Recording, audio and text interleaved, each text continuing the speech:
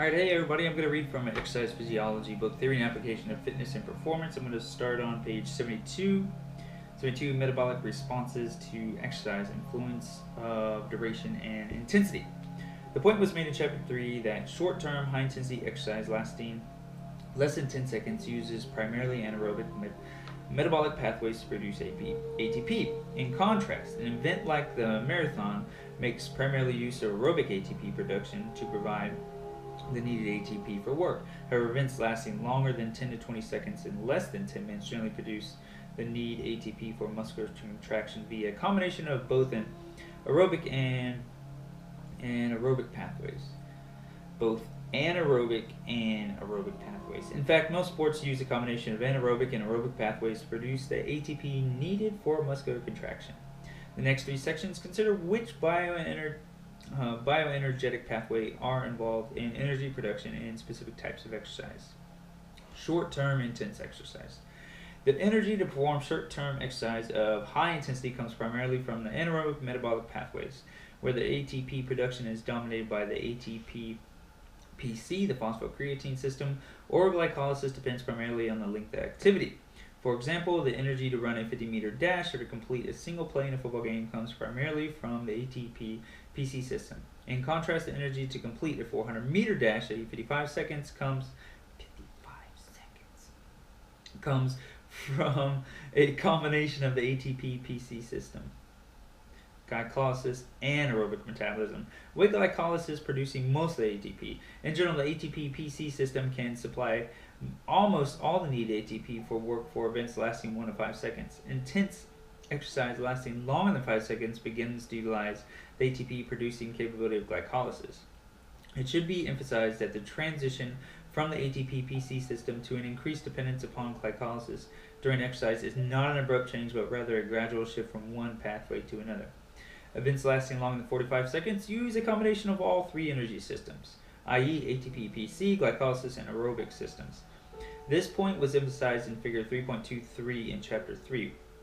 In general, intense exercise lasting approximately 60 seconds utilizes 70% to 30% anaerobic and aerobic. So that's 70% anaerobic, which would be your ATP-PC and your glycolytic, and aerobic would be your fat energy production.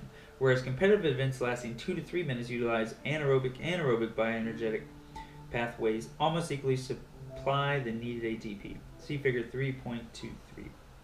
Clearly, the contribution of aerobic energy production to the total energy requirement increases with the duration of the with the duration of the competition. In summary, during high-intensity short-term exercise, i.e. 2 to 20 seconds, the muscle's ATP production is dominated by the ATP-PC system. Intense exercise lasting more than 20 seconds relies more on anaerobic glycolysis to produce much of the needed ATP.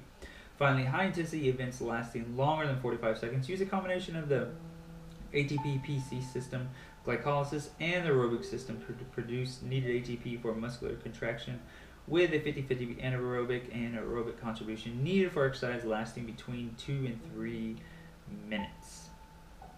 Prolonged exercise. The energy... prolonged exercise. The energy to perform long-term exercise, i.e. more than 10 minutes, comes primarily from the aerobic metabolism. A steady-state oxygen uptake can generally be maintained during some maximal moderate intensity exercise. However, two exceptions to this rule exist. First, prolonged exercise in a hot, humid environment results in a drift upward of oxygen intake. Therefore, a steady state is not maintained in this type of exercise, even though the work rate is constant. Second, continuous exercise at a high relative work rate greater than 75% VO2 max results in a slow rise in oxygen uptake across time. In each of these two types of exercise, the drift upward in VO2 is due principally to the effects of increasing body temperature and to rising blood levels of the hormones epinephrine and non-epinephrine. Both of these variables tend to increase the metabolic rate, resulting in increased oxygen uptake across time. Use of a drug that blocks the receptors that epinephrine and non-epinephrine bind to block their effects results in elimination of the drift in VO2. confirming the link between the two. In contrast, even though an 8-week endurance training program was shown to reduce the drift in VO2 during heavy exercise, it was not linked to a lower body temperature. Could lower epinephrine and norepinephrine levels be the cause, as was shown for the lower EPOC following endurance training?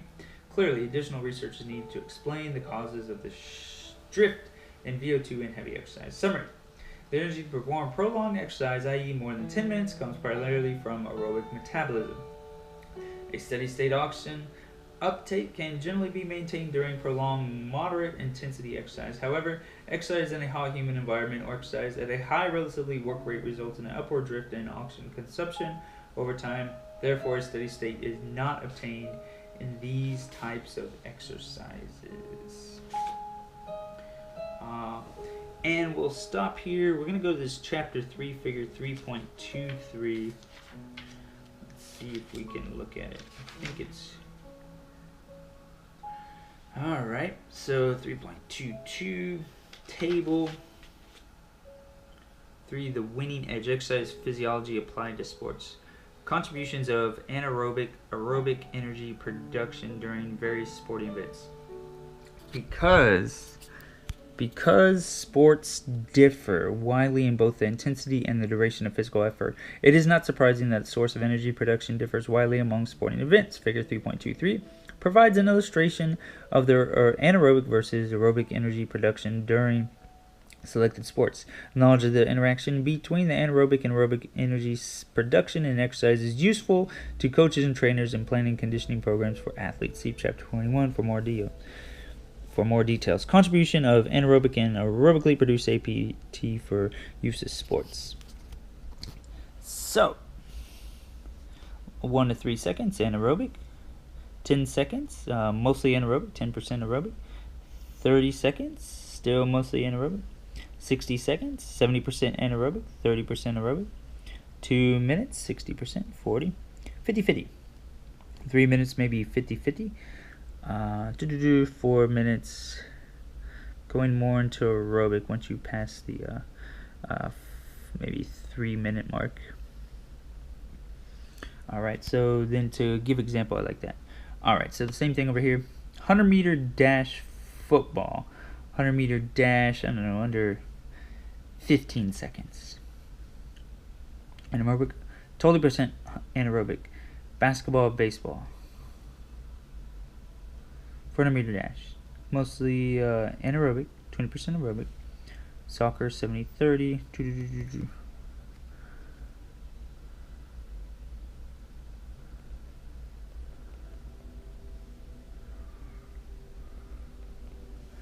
I'll get this over here.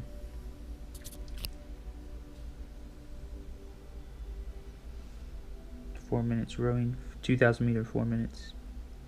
1 mile run, 4 minutes. 100 meter swim, 4 minutes. 1,500 meter run, 2 mile run, 10 minutes.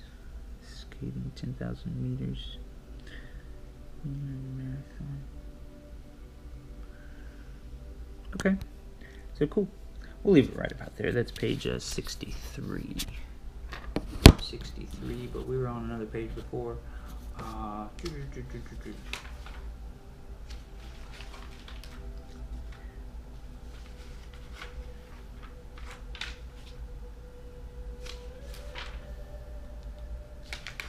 But we were doing page 73, metabolic responses to exercise influence on the duration and intensity.